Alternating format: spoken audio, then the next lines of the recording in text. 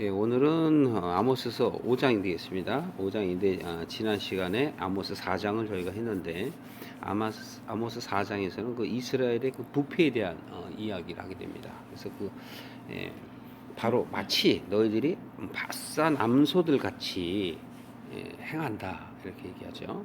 그래서 참 남편인 그 남편을 도리어 자신이 이용을 하고 또 정말 하나님께로 올 그러한 사람들, 즉 가난한 자들, 궁핍한 자들을 하나님께로 못 가게 너희들이 압제를 하는 그러한 아주 굳은 마음을 이제 하나님께서 이제 질책을 이제 하십니다.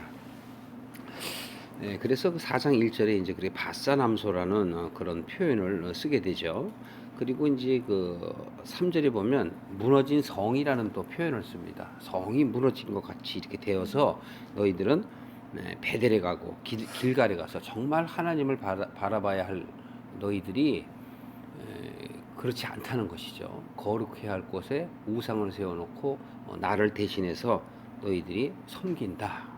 그 얘기를 이제 4절에 이제 합니다. 그래서 죄를 더하여 아침마다 희생을 드리고 또 3일마다 11조를 드려가며 자기 자신의 그 신앙을 드러내며 자기 자신을 높여나가는 그 불순종에 대해서 이제 이야기를 하십니다. 그리고 이제 6절 이하에 보면 하나님께서 바로 그런 너희들에게 내가 돌이키게 하기 위해서 양식이 떨어지게 했다라는 얘기죠. 6절에 보면 너 양식이 떨어지겠다. 여기서 양식이 떨어진다는 그 자체는 뭐냐면 말씀을 깨닫지 못하는, 보아도 보지 못하고 들어도 듣지 못하고 마음이 강팍한 그 상태를 얘기하는 거예요. 그래서 양식이 떨어지게 했다. 그 얘기를 했죠. 그 다음에 추수할 때를 얘기해서 비를 내리는 거예요. 파종을 하면 비를 내려야 되죠. 마치 그 씨가 비를 내릴 수 있는 그 은혜를 내가 너희들에게 주지 않는다. 그런 얘기입니다. 결국은 말씀이 자라지 않는다는 그 내용을 이야기하십니다. 그리고 8절에도 보면 물을 마시러 가는데 물을 못 먹게 되죠. 만족하지 못해요. 그러니까 세상 물을 먹는 사람은 하나님의 물을 하나님의 사람이기 때문에 하나님의 물을 먹어야 하는데 그 물을 못 마신다. 이제 그런 비유로 또 얘기하셨습니다. 그리고 9절에 가면 풍제, 즉 풍제라는 것은 바람에 이제 그 재난을 얘기하는 거죠. 회오리 바람 뭐 이런 게 이제 바로 풍제라고 이제 표현을 하는 것이에요. 그다음에 이제 깐부기 또는 팥종이 해갖고 너희들에게 열매가 없는 껍데기만 있는 그 모습을 나타내기도 합니다. 그 다음에 이제 10절에 보면 그 애굽에서 이루었던 그 하나님께서 그들을 구원하려고 했던 그 연병, 그것이 바로 너희에게도 임하게 될 것이다. 그런 말씀을 하시며 11절에는 소돔과 고모라처럼 다 무너뜨리고 여기 화염에 심판을 한다 할지라도 너희들은 교만하여 오지 않는다. 그 이야기를 했습니다. 그래서 이제 12절부터 뭐라고 그러시면 그러나 너희들이 하나님을 만나려는 마음을 좀 가져라. 이렇게 얘기를 합니다. 그래서 바로 하나님을 자신을 이제 소개하면서 5장에 이제 들어가면 이스라엘의 족속들아 내가 너희에게 대하여 애가로 지은 이 말을 들어라. 이 애가는 뭐죠? 너희들의 마음을 애통하게 돌이키려는 하나님의 마음을 얘기하는 것이죠. 그래서 애가 슬픈 마음, 돌아오지 않는 너희들을 바라보는 마음, 즉 집을 나간 아내가 집에 돌아오지 않는 것을 안타까이 여기는 하나님의 마음, 자식을 기다리는 그 마음, 여러 가지로 표현할 수가 있겠습니다. 하나님의 안타까운 마음을 이렇게 표현을 합니다. 2절에 보시면 처녀 이스라엘이 엎드려졌으며, 여기서 처녀라는 표현은 뭐예요? 가늠한 처녀를 얘기하는 것이죠. 가늠한 처녀. 그러니까 꽃다워야 할, 순결해야 할 이스라엘이 더럽혀진 것을 얘기하는 거예요. 처녀 이스라엘이 엎드려졌으며 다시 일어나지 못하리로다. 자기 땅에 던지우며 일으킬 자가 없으리로다. 자, 보십시오. 3절에 주 여호와께서 가라사대 이스라엘 중에서 1000명이 나가던 성읍에 100명만 남고 100명이 나가던 성읍에는 10명만 남으리라 하였느니라. 이것은 그만큼 신앙이 떨어진 걸 얘기해요. 즉 1000명만큼 있던 신앙이 100명으로, 100명만큼 있던 신앙이 어떻게 10명으로 떨어지는 그 믿음의 신앙을 이야기하는 거예요. 물론 바깥으로 얘기하면 그 나라가 멸망하고 사람들이 멸망해 가는 것을 이야기하지만 내 안에 적용했을 때는 내 마음 안에 믿음이 없어지는 것을 이야기하는 것입니다. 자, 4절 이하 보실까요? 여호와께서 이스라엘 족속에게 이르시기를 너희는 나를 찾으라 그리하면 살리라. 어떻게 하면 산다고요? 찾으라. 찾으라. 신약 때 찾으라. 그러죠? 구하라, 찾으라, 두드리라. 나를 찾아야 살게 되는 거예요. 뭐가 살까요? 육체가 사는 게 아니라 영이 사는 거예요. 그래서 영에 대해서 말씀하시는 바니까 영적으로 살게 되리라라는 것을 말합니다. 5절에 보시면 다시 베델과 길갈을 얘기해요. 베델을 찾지 말고 길갈로 들어가지 말며 브엘세바로도 나아가지 말라. 이 베델, 길갈, 브엘세바는 다 그들의 마음이 이제는 애굽에서 벗어나서 하나님께로 하나님 즉 가나안 땅으로 가겠습니다라고 하는 것이에요. 베델도 하나님을 만난 곳이에요. 브엘세바도 마찬가지고요. 그래서 내 마음을 이제는 세상에 두지 아니하고 하나님께로 나아가겠습니다라고 했던 너희들이 이제는 베델을 벳아웬으로 즉 사단으로 만들어 버렸어요. 벳아웬이라는 곳은 베델을 세속적으로 만드는 것을 벳아웬이라고 그래요. 그래서 우리가 호세아서에서 나오죠. 호세아서에서도 동일하게 이 표현들이 나옵니다. 그렇기 때문에 바로 이 베델 또는 길갈 그다음에 이 브엘세바 같은 것은 결국은 더러워진 내가 새롭게 변한다라는 의미를 갖고 있는 거예요. 그런데 변하지 않고 도리어 그것을 나쁘게 바꿨다라는 것을 이야기하는 거예요. 여로보암은 바로 이곳에다가 우상을 세우고 이스라엘 백성들이 바로 어디로 가게 해요? 지옥으로 가게 만들죠. 그래서 밧손 암소가 돼버려 갖고 바로 가난한 자, 궁핍한 자들을 압제했다고 4장 1절에 말하고 있지 않습니까? 그 얘기를 하는 겁니다. 그래서 바로 6절에 보시면 너희는 여호와를 찾으라 그러는 거예요. 그래야 너희들이 산다. 염려하건대 저가 불같이 요셉의 집에 내리사 멸하시리니 베델에서 그 뭐래요? 불들을 끌 자가 그 불은 심판이잖아요. 그 심판을 끌 자가 없느니라. 그러니까 하나님께서 재판관을 얘기하시는 거예요. 그러니까 이것은 여러분이 무슨 백보자 심판 아니면 우리 재판정 또는 이 법정을 이렇게 연상하게 되는데 그런 게 아니에요. 하나님의 나라에 가느냐 못 가느냐 그게 중요한 거예요. 그러니까 하나님의 나라에 갈 자가 못 가게 된다라는 것 그게 중요한 것이지 사실은 무슨 그 심판 때 그게 중요한 게 아니란 말이죠. 결국은 우리가 하나님의 의를 따라가면 하나님의 나라에 들어갈 것이요 그렇지 않으면 못 가게 되니까 그것을 심판한다 이렇게 이야기하시는 것이지요. 그런데 우리는 마치 심판을 받는다 그러면 막 그냥 불로 심판받는다 그러니까 어떤 형태로 압박받거나 우리가 곤란에 처하는 것을 심판받는다고 생각해요. 그런 의미가 아니란 말이에요. 하나님의 나라에 못 가는 게 심판이라고요. 그런데 우리는 마치 지옥에 가기 싫어서 하나님을 믿는 것, 영원히 죽기 싫어서 하나님을 믿는 것, 그건 다 잘못된 거라는 거예요. 그런 믿음이 없어져야 돼요.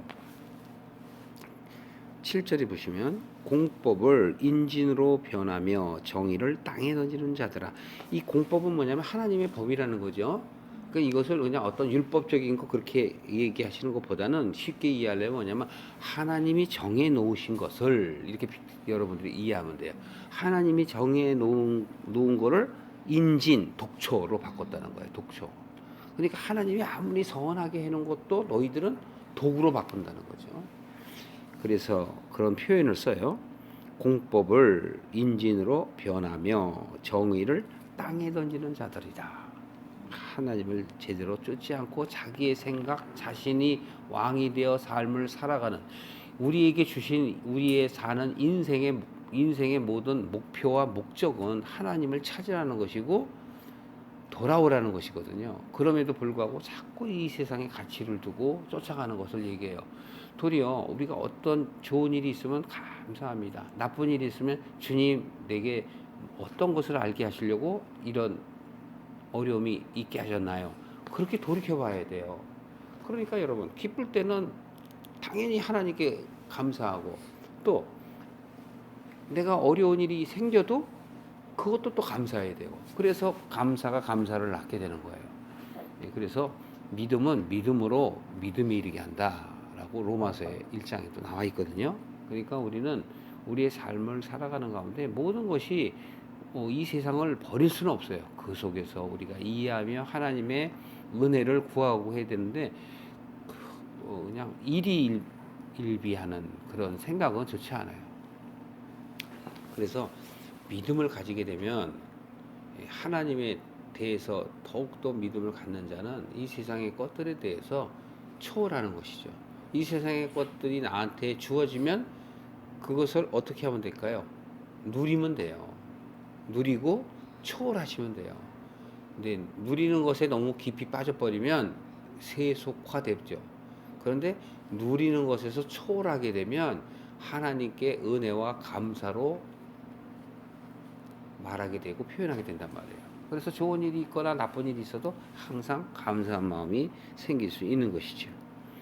자, 8절에도 보시면 여러 가지 표현이 있는데, 묘성과 삼성을 만드시며 사방의 그늘로 아침이 되게 하시며 백주로 어두운 밤이 되게 하시며 바닷물을 불러서 지면에 쏟으시는 자를 찾으라.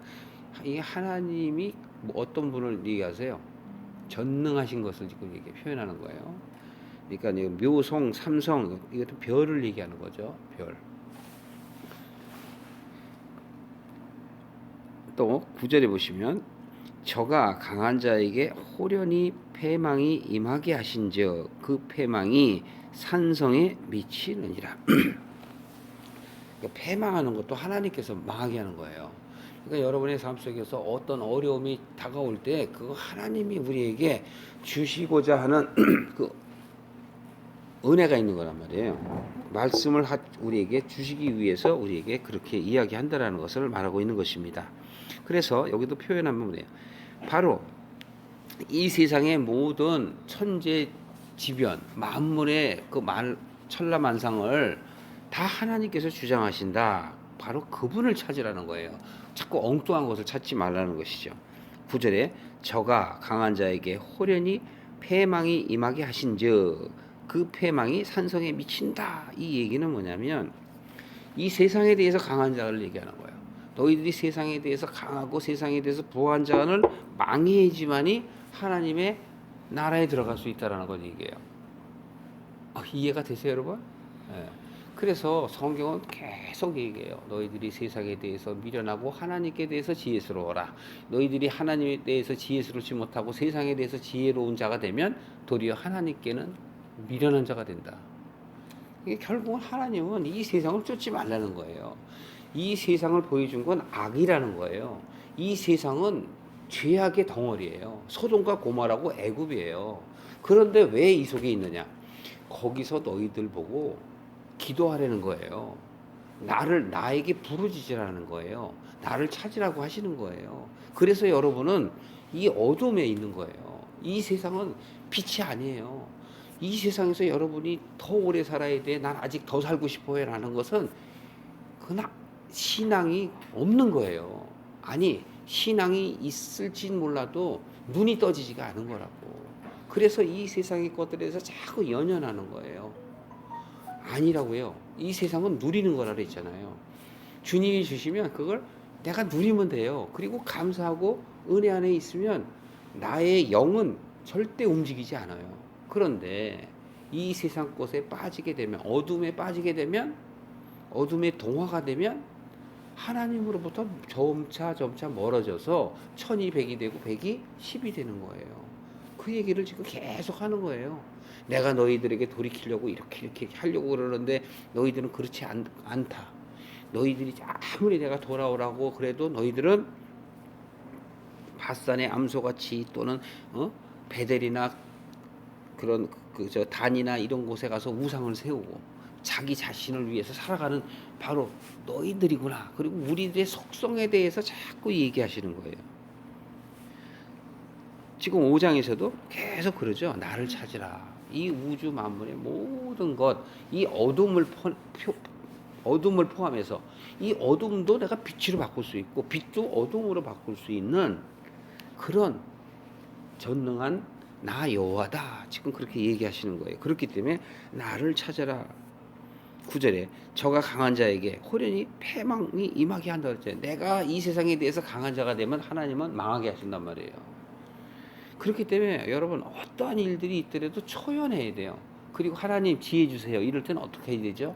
그렇게 얘기하셔야 돼요. 그냥 일희일비 할 게 아니라고. 10절에 무리가 성문에서 책망하는 자를 미워하며 정직히 말하는 자를 싫어하는도다. 많은 사람들이 성문에서 책망하는 자를 미워해. 성문에서는 당연히 책망을 받아야 돼요. 어둠에 있는 것들을, 즉 여기 성은 누구를 얘기해요? 하나님의 나라를 얘기해요. 하나님의 나라의 사람들은 바로 그들에게 성문으로 들어오지 않으려는 자들에게 책망해야 돼요. 그러나 도리어 그를 미워하고 정직히 말하는 그들을 싫어하는도다. 바른 소리 하는 거 싫어요. 오늘날에도 마찬가지예요. 오늘날에도 교회 목사님들이 싫은 소리 하면 듣기 싫어한다고.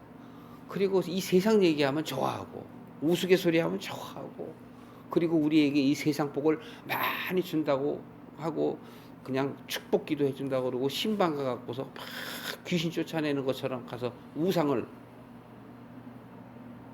도리어 그 집에다가 두고 오는 자들. 그 우상을 두고 오는 자가 뭐예요?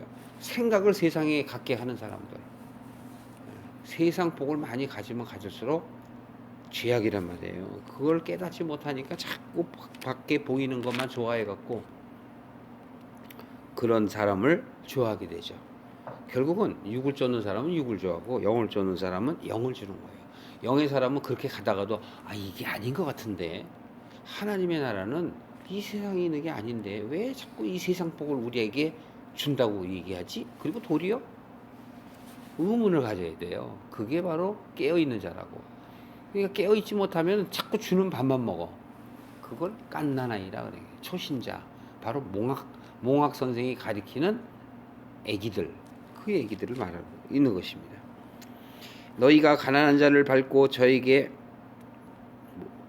미래에 부당한 세를 취하였은저 너희가 비록 다듬은 돌로 집을 건축하였으나 거기 거하지 못할 것이요 아름다운 포도원을 심었으나 그 포도주를 마시지 못하리라. 왜? 겉에 것들만 자꾸 만드니까. 겉으로만 바뀌지 속으로는 절대 안 바뀌어요. 겉으로도 바뀐 게 아니고 바뀐 척하는 것이죠. 자기를 드러내느라고. 그렇기 때문에 가난한 자를 밟는 거예요. 여기서 가난한 자는 뭐예요? 심령이 가난한 걸 얘기해요. 하나님께로 나아가려고 하는 자들, 그리고 하나님께 나아가는 길을 몰라서 불쌍한 자들까지도.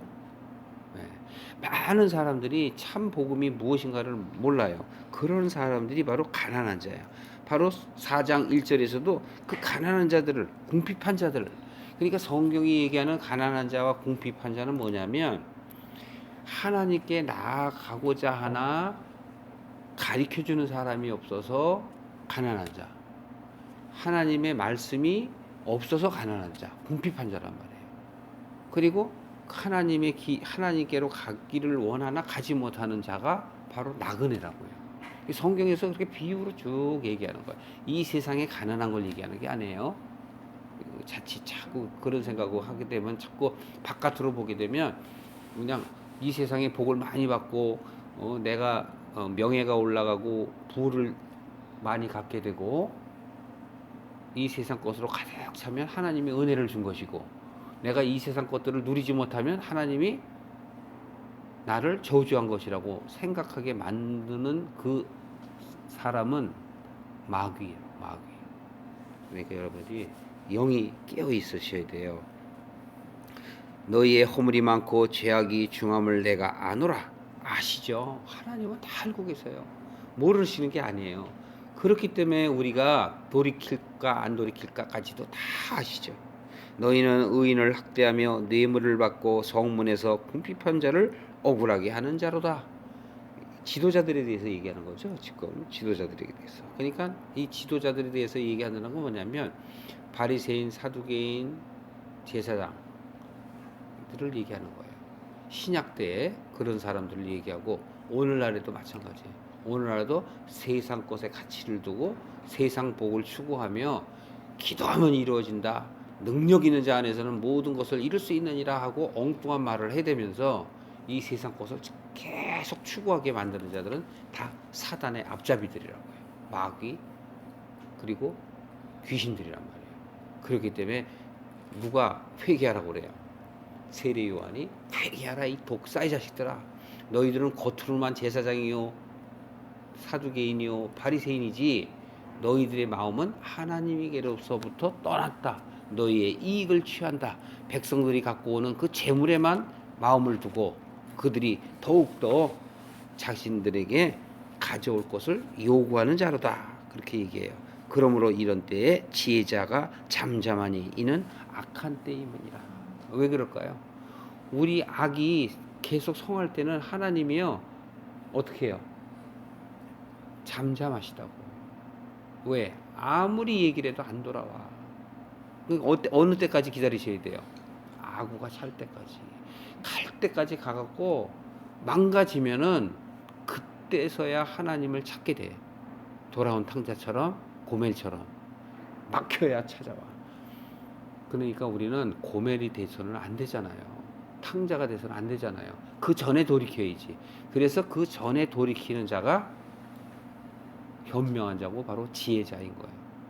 하나님께서 지혜자이기 때문에 우리가 하나님의 은혜 안에 있는 것을 바로 하나님의 아들들이다. 그렇게 성경은 말하고 있는 것입니다.